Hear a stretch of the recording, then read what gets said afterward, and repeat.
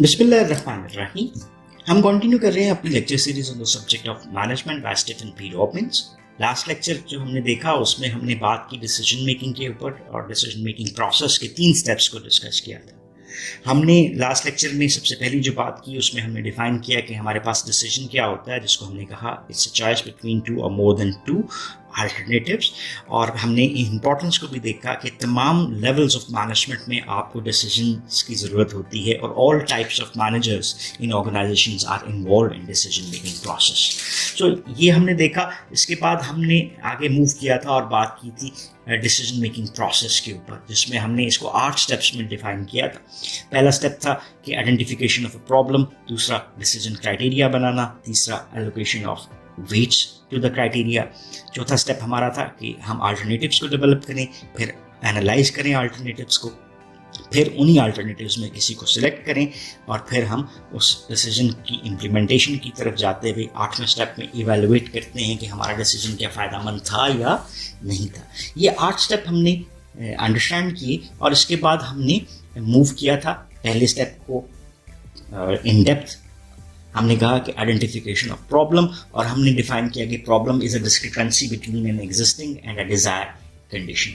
और फिर हमने थोड़ी सी डिटेल में भी बात की कि there is always a difference between a symptom and a problem, और एट टाइम हम गलत करते हुए कहीं पे सिम्टम्स को ही प्रॉब्लम समझ जाते हैं, जिससे सिम्टम तो रिमूव हो जाएगा लेकिन असल प्रॉब्लम अपनी जगह पे रहेगी या कुछ अर्से बाद दोबारा वापस आ जाएगी। सो किसी भी मैनेजर के लिए प्रॉब्लम और सिम्टम्स में फ़र्क करते हुए रियल प्रॉब्लम को आइडेंटिफाई करना बहुत ज़रूरी होता है, क्योंकि अगले तमाम जो हमारा प्रोसेस है उसकी बेस इस स्टेप के ऊपर होती है।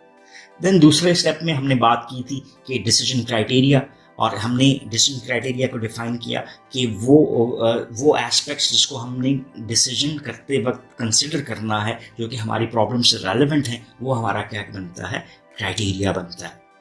और देन हमने तीसरे स्टेप में देखा जहाँ पे हम क्राइटेरिया के जो डिफरेंट एस्पेक्ट्स हैं उनको वेट एलोकेट करते हैं, और ये वेट क्या है कि जो डिसीजन क्राइटेरिया हमारे लिए ज़्यादा इंपॉर्टेंट है उसको टोटल में से ज़्यादा नंबर देते हैं और जो कम इंपॉर्टेंट है उसको कम देते हैं, ताकि हम जब इसको मैथमेटिकली अप्लाई करें तो डिसीजन में जो ज़्यादा इंपॉर्टेंट एस्पेक्ट हैं उनकी ज़्यादा कंट्रीब्यूशन अपनी जगह पे मौजूद रहे।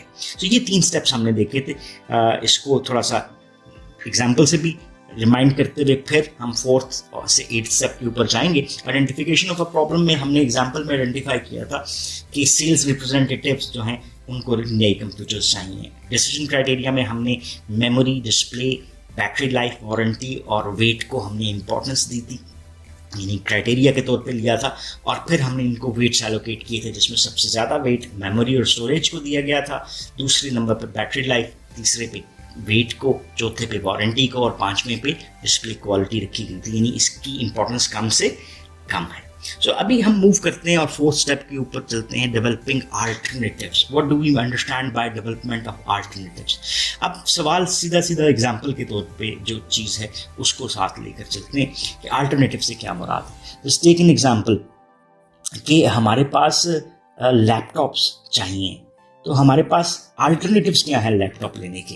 इसमें हमारे पास पहली चीज़ आती है जहाँ पे आपको डिफरेंट मॉडल्स मिल जाते हैं, लेकिन ये डिफरेंट मॉडल्स के प्रोड्यूसर कौन है। जैसे हमें नज़र आता है कि we can have an HP laptop, we can have a Lenovo laptop, या हमारे पास डेल भी आ सकता है, एंड मेनी मोर हमारे पास चॉइसेस आती हैं। तो ये जो मैंने अभी आपके लिए काम किया है वो क्या है, ये 4th स्टेप है इन द डिसीजन मेकिंग प्रोसेस, कि हम डिसीजन मेकर के तौर पे एक list of very viable alternatives, यानी जो हमारे पास इस प्रॉब्लम के सोल्यूशन के लिए डिफरेंट मुमकिन अल्टरनेटिव्स हो सकते हैं, हम उसको अंडरस्टैंड करने की कोशिश करें जो कि हमें सोल्यूशन देंगे। सो डिसीजन मेकर क्या कहता है in this step, a decision maker needs to be what, they have to be creative. जितना हम क्रिएटिव होंगे उतनी इंफॉर्मेशन कलेक्ट कर सकते हैं, उतनी सोर्सेज ऑफ इंफॉर्मेशन को यूज़ कर सकते हैं। उसकी बिना पर हम अल्टरनेटिव्स को लिस्ट डाउन कर लेते हैं। अभी हमने अल्टरनेटिव्स को इवेलुएट नहीं किया, जस्ट लिस्ट डाउन किया। जैसे हमारे पास चॉइसेस क्या हो सकती हैं, HP का, डेल का लैपटॉप, लेनोवो का लैपटॉप, फ्यूजित्सु का लैपटॉप, एंड ये हमने एक लिस्ट क्रिएट कर ली। जैसे हमारे पास यहाँ पर ये इम्पॉर्टेंट डिसीजन क्राइटेरिया दिया हुआ है, इस क्राइटेरिया के मुताबिक हमने जो हमारे पास डिफरेंट पॉसिबल अल्टरनेटिव्स हैं, अभी पूरे को नहीं हमने देखना, हमने सिर्फ इस पोर्शन को देखना है, क्योंकि ये हमारा स्टेप 4 है, जहाँ पे हमने इस जो प्रॉब्लम है उसके कॉन्टेक्स्ट में हमने देखा कि हमारे पास HP की ऑप्शन है, सोनी वायो की ऑप्शन है, लेनोवो की, एप्पल की, तोशिबा की, Sony NW, then Dell Inspiron और HP पेविलियन। ये डिफरेंट हमारे पास अल्टरनेटिव्स आ गए कि these are the different laptops which are available in the market, और ये हमारे डिसीजन क्राइटेरिया के मुताबिक हमारे लिए अल्टरनेटिव्स बनते हुए नजर आते हैं। This concludes our step number 4, जिसमें हमने ये लिस्ट क्रिएट कर ली। So this will take us to the 5th step, which is analyzing the alternatives. तो अल्टरनेटिव्स कितने थे? जितने अल्टरनेटिव्स थे उन सब को हमने क्या करना है? एनालाइज करना है। एनालाइज करने के मानी क्या होते हैं? किसी भी चीज़ को हमने जब तज्जिया करना है, यानी तज्जिया करने से मुराद हमने उसके डिफरेंट एस्पेक्ट्स को देखना है। वो प्रोज भी हो सकते हैं एंड कॉन्स भी हो सकते हैं, negatives and positives. So whenever we are assessing anything in its aspect of pros and cons, तो we are analyzing. So इसी को आगे लेकर चलते हैं। जब हमारे अल्टरनेटिव्स जो हैं वो आइडेंटिफाइड हो चुके हैं, decision maker must evaluate each one. अब कैसे करेगा? By using the criteria established in step 2। Step 2 क्या था? ये वाला। स्टेप 2 में क्राइटेरिया मेमोरी और इसका ये था, और सबसे लोएस्ट डिस्प्ले क्वालिटी का था। ठीक है, सो अभी हम आगे चलते हैं और देखते हैं कि ये इसको हम किस तरह से लेकर चल सकते हैं। So now move towards that diagram. अब पहला सवाल मैं आपसे पूछता हूँ, क्या HP प्रोबुक में मेमोरी होगी? सोनी वायो में होगी? लिनोवो आइडिया पैड, इन सब में मेमोरी होगी या सब में होगी? इसका मतलब है memory, battery life, wait carry करना, वारंटी और डिस्प्ले क्वालिटी तमाम की तमाम अल्टरनेटिव्स में मौजूद है।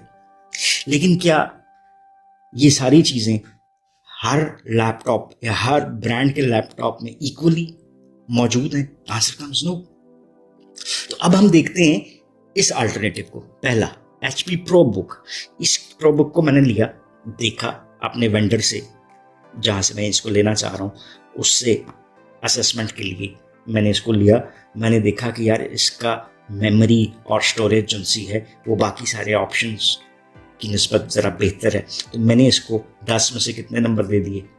10 दे दिए। फिर मैंने इसी लैपटॉप को लिया और बैटरी लाइफ पे असेस किया, तो मैंने देखा कि इसकी बैटरी लाइफ जो है ना वो इतनी अच्छी नहीं है। सो इसको मैंने कहा कि 10 में से कितने नंबर देता हूँ? 3। वेट, मैंने कहा वेट तो बहुत अच्छा है, 10 में से 10 नंबर। वारंटी इसकी मिल रही है, अच्छी वारंटी मिल रही है, फुल तो नहीं लेकिन 80% नंबर। डिस्प्ले क्वालिटी मॉडरेट है, आधे नंबर। फिर दूसरे ब्रांड पे आ जाते हैं। फिर मैंने सोनी वायो को उठाया, उसकी असेसमेंट की, तो मेमोरी एंड स्टोरेज में वो उतना अच्छा नहीं है, तो स्टैंडर्ड पे 10 के अगेंस्ट इसको 8 नंबर दिए, बैटरी लाइफ को 7 दिए, वेट कैरिंग करने को मैंने 7 दिए, वारंटी के 8 दिए, डिस्प्ले क्वालिटी के 7 दे दिए। इसी तरह से फिर मैं आगे मूव करता गया। लिनोवो आइडिया पैड पे, Apple MacBook, Toshiba, Sony NW, Dell Inspiron, HP Pavilion, इन सब को नंबर दे दिए। जैसे HP पेविलियन पे स्टोरेज पे 4, लाइफ पे, बैटरी लाइफ पे 10, वेट पे 4, इसका वेट मुझे ज़्यादा लगा, वारंटी पे 8, डिस्प्ले क्वालिटी इसकी बहुत आउट क्लास 10। सो ये मेरे पास एक फिगर्स आ गई, ये एक मेरे पास टेबल सा बन गया।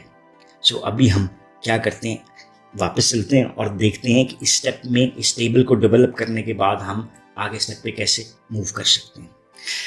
सो हमने ये जो सारा प्रोसेस था इस सारे को कंप्लीट किया। अब हम देखते हैं कि हमारे पास स्टैंडर्ड क्या था और हमने हर एक को वेट क्या दिया है।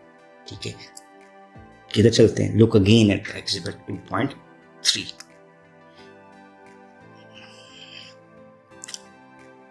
HP पेविलियन, अगर हम याद करते हैं तो हमने मेमोरी एंड स्टोरेज को सबसे ज़्यादा इंपॉर्टेंस दी थी, उसके 10 नंबर थे। ठीक है, मैं आपके लिए चार्ट सामने करता हूँ। बैटरी लाइफ के 8, आगे 6, 4 और 3। सो यहीं पे लिख लेते हैं 8, 6, 4 और 3, यही 5 कैरेक्टरिस्टिक्स थे जिसमें एलोकेशन ऑफ वेट्स इस तरह थी। मैं चाह रहा हूँ कि दोनों आपके पास ऑलमोस्ट मौजूद रहें। चलें जी, ये देखें दोनों हमें नज़र भी आ रहे हैं। HP प्रो बुक में ये जो 10 आया, मैं आपके सामने यहाँ पे कैलकुलेशन करता हूँ, एक की हम कर लेते हैं जो कि अंडरस्टैंडिंग। ये मेमोरी को मैंने दे दिया, मेमोरी की मैंने क्या कि HP प्रो बुक को कितने नंबर मिले हैं 10, वेट में कितने नंबर थे 10, 10 multiply by 10 is equal to 100। So अब मेरे पास HP प्रो बुक के कितने नंबर हो गए मेमोरी एंड स्टोरेज में 100। दूसरा पॉइंट क्या था बी वाला, बैटरी लाइफ। बैटरी लाइफ पे मैंने HP प्रो बुक को कितने नंबर दिए 3 मल्टीप्लाई बाय, मेरे लिए कितनी इंपॉर्टेंस है इसकी, दैट इज 8, 8 बाई 3 24। फिर करते हैं कैरिंग वेट, इस पे हमारे पास HP प्रो बुक को हमने 10 नंबर दिए, कैरिंग वेट हमारे पास कितना था स्टैंडर्ड पे 6, दैट इज 60।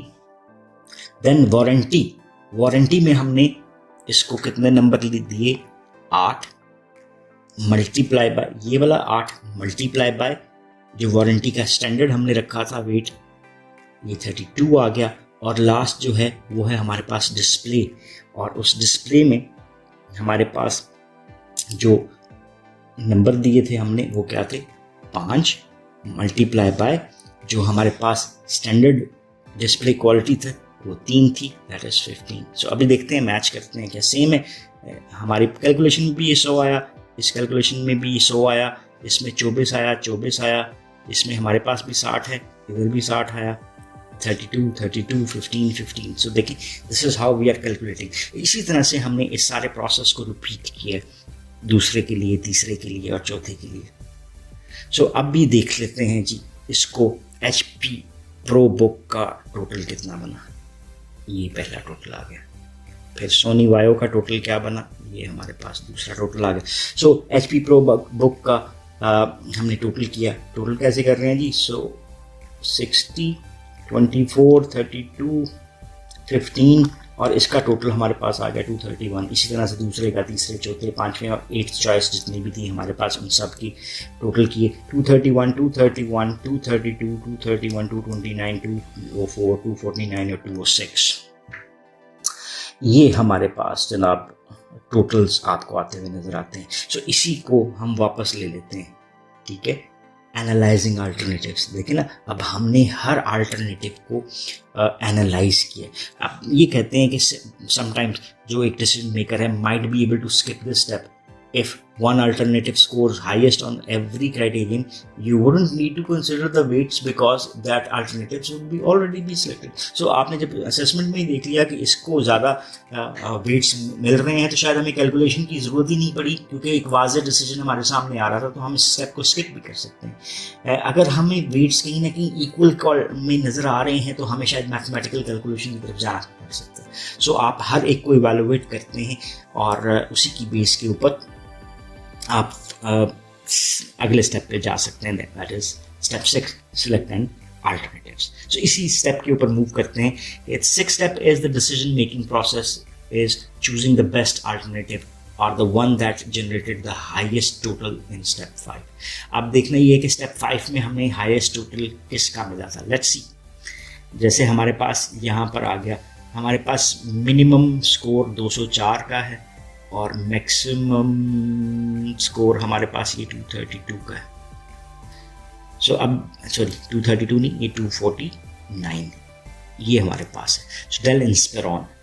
सो अभी वापस चलते हैं। इन आवर एग्जाम्पल एग्जिबिट 2.4 जो मैनेजर थी वो choose the Dell Inspiron because it scored higher than all other alternatives, that is 249। क्यों?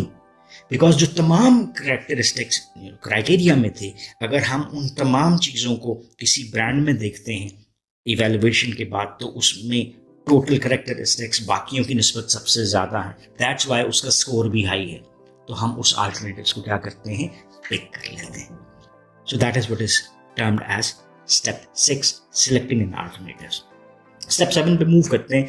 Step 7 in the decision making process, you put the decision into action by conveying it to those affected and getting their commitment to it. So आपको organization में decision making का हल्का सा idea तो होगा कि हमने कोई भी फैसला करना है तो उसको इम्प्लीमेंट करना होता है, और उस इम्प्लीमेंटेशन के लिए हम क्या करते हैं, जो रेलिवेंट जो डिपार्टमेंट हैं जिन्होंने परचेज करनी है उधर हमें लेटर लिखना पड़ेगा, फिर परचेज वाला जो है वो उसको परचेज करके देगा, what ever process that is following, तो हम उसकी तरफ चले जाते हैं बिकॉज हमारे डिसीजन की कमिटमेंट जो है उसी से रिलेट करेगी। सो अगर लोग जो हैं वो अपनी commitment towards the decision show नहीं करते तो फिर हम शायद उसकी इम्प्लीमेंटेशन भी नहीं कर पाते। सो जो डिसीजन की इम्प्लीमेंटेशन है उसमें अगर लोगों को शरीक करेंगे तो उसकी शायद एक्सेप्टेबिलिटी भी बढ़ जाएगी, ये भी एक एस्पेक्ट है।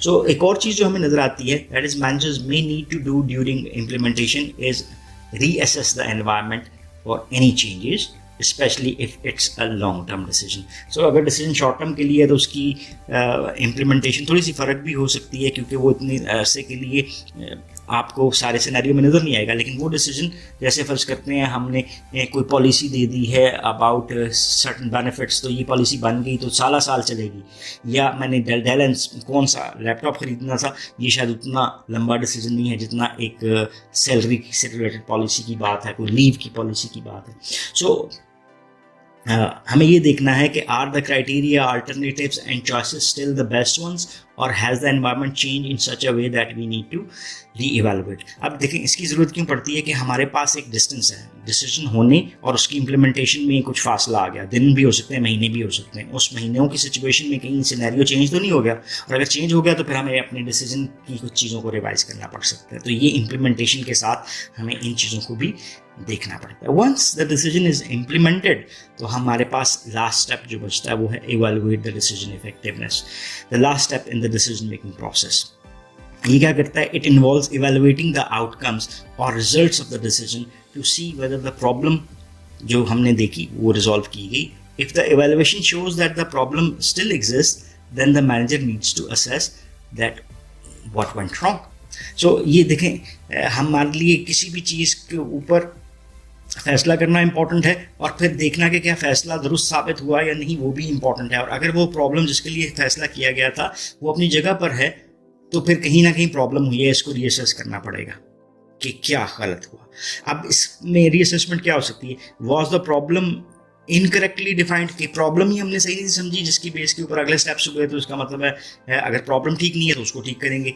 वर errors made when evaluating alternatives, तो जब हम क्राइटेरिया बना रहे थे तो वो गलत बन गया, या अल्टरनेटिव्स इवैल्यूएट करते वक्त हमने इंपॉर्टेंट अल्टरनेटिव्स को देखा ही नहीं, या was the right alternative selected but poorly implemented, तो अगर implementation ठीक नहीं हुई तो हम implementation को ठीक करेंगे। तो ये तमाम जो aspects हैं इसको reassess करना और उसकी बेस के ऊपर अपने decisions को revise करने की ज़रूरत या अपने future decision making के लिए इस experience को use करना is the most important aspect in evaluating the decision effectiveness. So हम इसको conclude करते हैं।